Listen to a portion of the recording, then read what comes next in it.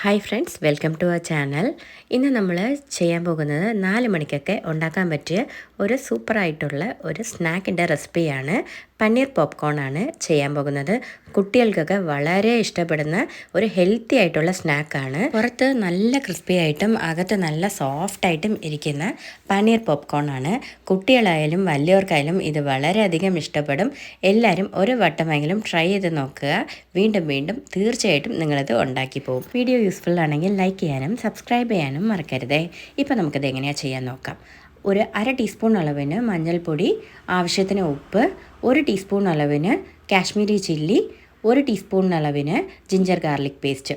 ഇതെല്ലാം കുറച്ച് വെള്ളത്തിൽ മിക്സ് ചെയ്ത് കുറച്ച് ശകലം മാത്രം വെള്ളം ഒഴിച്ചാൽ മതി. വെള്ളം കൂടി പോകരുത്. നമുക്കൊരു ലൈറ്റായിട്ട് തിക്കായിട്ടാണ് ഈ പരുവത്തിനാണ് വേണ്ടത്. ഇതെല്ലാം കൂടെ മിക്സ് ചെയ്ത് വെക്കാം. ഞാനിപ്പോൾ ഇവിടെ എടുത്തിട്ടുള്ളത് 200 ഗ്രാം അളവിന് പനീറാണ്. 1 ക്യൂബാണ് എടുത്തിട്ടുള്ളത്. അതിനെ 4 പീസായിട്ട് കട്ട് ചെയ്തിട്ട് അതിനെ ഇപ്പോൾ ഒരു പീസിനെ 4ഓ 5ഓ ആയിട്ട് കട്ട് ചെയ്തെടുക്കാം. അംഗങ്ങൾ കൂടുതലുള്ളതാണെങ്കിൽ കുറച്ചുകൂടെ ചെറുതായിട്ട് വേണമെങ്കിലും കട്ട് ചെയ്തെടുക്കാം. ഞാൻ അത്യാവശ്യം ഒരു വലിയ പീസാണ് കട്ട് ചെയ്തിട്ടുള്ളത്. ഇതിപ്പോൾ നമ്മൾ മിക്സ് ചെയ്ത് വെച്ചിരിക്കുന്ന മിക്സിൽ എല്ലാ സൈഡും നമ്മളൊന്ന് മിക്സ് ചെയ്ത് എടുക്കുക. എന്നിട്ട് ഇതിനെ നമ്മൾ ഒരു അരമണിക്കൂറെങ്കിലും തീർച്ചയായിട്ടും മാരിനേറ്റ് ചെയ്ത് വെച്ചേക്കണം. എങ്കിലേ ആ മസാലയൊക്കെ അകത്തിറങ്ങി അതിനൊരു നന്നായിട്ടുള്ള ഒരു ടേസ്റ്റ്. നമ്മൾ വീട്ടിലുണ്ടാക്കിയെടുക്കുന്ന പനീറാണെങ്കിൽ കുറച്ചുകൂടിയും സ്വാദ് കൂടുതലായിട്ടാണ് തോന്നിയിട്ടുള്ളത്.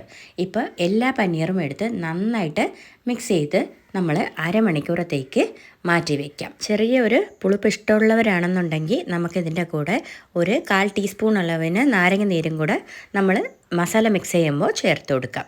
അടുത്തതായിട്ടിപ്പോൾ നമ്മളൊരു 20 മിനിറ്റൊക്കെ കഴിഞ്ഞിട്ട് ഈ ബാറ്റർ നമുക്ക് റെഡിയാക്കാം.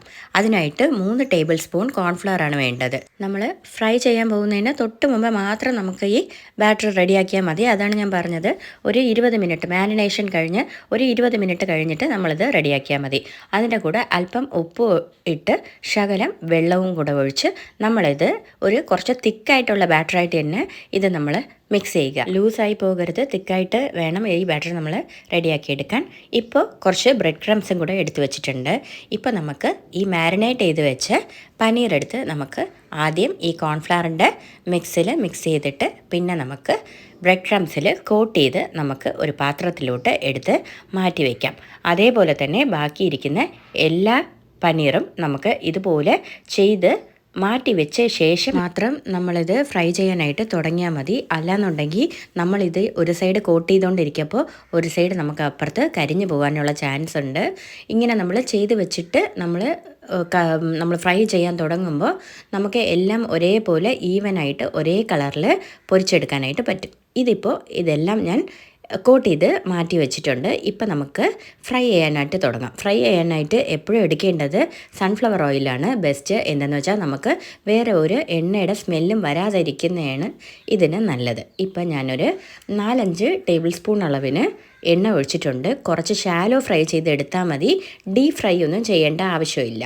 എണ്ണ നന്നായിട്ട് ചൂടായതിന് ശേഷം മാത്രം ഇത് നമുക്ക് ഇട്ട് കൊടുക്കാം. അപ്പോൾ ശ്രദ്ധിക്കേണ്ട കാര്യം, നമ്മൾ മീഡിയം ഫ്ലെയിമിൽ വെച്ചിട്ട് മാത്രം നമ്മളിത് ഫ്രൈ ചെയ്തെടുക്കണം. അല്ലാന്നുണ്ടെങ്കിൽ നമുക്ക് നല്ല ഒരു റെഡിഷ് ആയിട്ടുള്ള ഒരു കളർ കിട്ടത്തില്ല. പെട്ടെന്ന് ബ്രെഡ് ക്രംസ് കരിഞ്ഞു പോകാനുള്ള ചാൻസും ഉണ്ട്. കോൺഫ്ലവർ നമ്മളെ കയ്യിലില്ല എന്നുണ്ടെങ്കിൽ നമുക്ക് വേണമെങ്കിൽ ഒരു 2 മുട്ട എടുത്തിട്ട് അതിനെ ബീറ്റ് ചെയ്തിട്ട് വേണമെങ്കിൽ നമുക്ക് ഈ കോട്ട് ചെയ്ത് നമുക്ക് ബ്രെഡ് ക്രംസിൽ മുക്കി നമുക്ക് പൊരിച്ചു എടുക്കാം. ഏതായാലും നല്ല ടേസ്റ്റ് തന്നെ ആയിരിക്കും. മുട്ട കഴിക്കാത്തവർ കാണുമല്ലോ. നമുക്ക് അങ്ങനെയുള്ളവർക്ക് വേണ്ടിയിട്ടാണ് ഈ കോൺഫ്ലവർ ബാറ്ററിൽ നമ്മൾ മിക്സ് ചെയ്തെടുക്കുന്നത്. രണ്ടും ഒരുപോലെ നല്ല ക്രിസ്പി ആയിട്ടും നല്ല ടേസ്റ്റ് തന്നെ ആയിരിക്കും. വളരെ കുറച്ച് നമുക്ക് ഓയിൽ മാത്രമേ നമുക്കിതിൽ യൂസ് ചെയ്താൽ മതി. ഒരുപാട് എണ്ണ ഒഴിച്ചിട്ടൊന്നും പൊരിച്ചെടുക്കേണ്ട ആവശ്യമൊന്നുമില്ല. നമുക്ക് എല്ലാ സൈഡും ജസ്റ്റ് ഒന്ന് മൊരിഞ്ഞ് കിട്ടണം, അത്ര മാത്രമേ ഉള്ളൂ. അല്ലാതെ പനീർ നമുക്കറിയാമല്ലോ, നമുക്ക് ഒരുപാടൊന്നും വേവിക്കേണ്ട ആവശ്യമൊന്നുമില്ല. ഞാൻ ഒരു സൈഡ് ഫ്ലിപ്പ് ചെയ്തിട്ടിട്ട് എല്ലാ സൈഡും ഇതുപോലെ തിരിച്ചും മറിച്ചും ഇട്ട് ഒന്ന് ഇതുപോലെയുള്ള റെഡിഷ് കളറായി വരെ മാത്രം ഫ്രൈ ചെയ്തെടുത്താൽ മതി. നല്ല ക്രിസ്പി ആയിട്ട് തന്നെ നമുക്ക് കിട്ടും. അത്യാവശ്യം എല്ലാ സൈഡും ഞാൻ ഫ്ലിപ്പ് ചെയ്തിട്ട് ഫ്രൈ ചെയ്തിട്ടുണ്ട്. നമുക്ക് പൊരിച്ച് കോരി മാറ്റി നമുക്ക് സെർവിങ് പ്ലേറ്റിലോട്ട് മാറ്റാനുള്ള സമയമായിട്ടുണ്ട്. വീട്ടിൽ എയർ ഫ്രയർ ഉള്ളവരാണെന്നുണ്ടെങ്കിൽ നമുക്കിത് എയർ ഫ്രൈ ചെയ്തിട്ടും എടുക്കാം. ഇല്ലയെന്നുണ്ടെങ്കിൽ വളരെ അല്പം എണ്ണ മാത്രം യൂസ് ചെയ്തിട്ട് ഇത് നമുക്ക് പൊരിച്ചെടുക്കാം. പനീർ എത്ര ഇഷ്ടമില്ലാത്ത ആൾക്കാരും ഇത് തീർച്ചയായിട്ടും ഇത് കഴിച്ചു പോകും. കുട്ടികൾക്കൊക്കെ വളരെയധികം തന്നെ ഇഷ്ടപ്പെടും. വളരെ ഹൈ പ്രോട്ടീൻ ആയിട്ടുള്ള ഒരു സ്നാക്കാണ്. എല്ലാവരും ഒന്ന് ട്രൈ ചെയ്ത് നോക്കുക. എല്ലാവർക്കും വളരെ ഇഷ്ടപ്പെടും. നല്ലൊരു സ്നാക്കാണ്. വീഡിയോ ഇഷ്ടമായെന്നുണ്ടെങ്കിൽ ലൈക്ക് ചെയ്യാനും നമ്മളെ ചാനൽ സബ്സ്ക്രൈബ് ചെയ്യാനും മറക്കരുത്. Thanks for watching. ബൈ.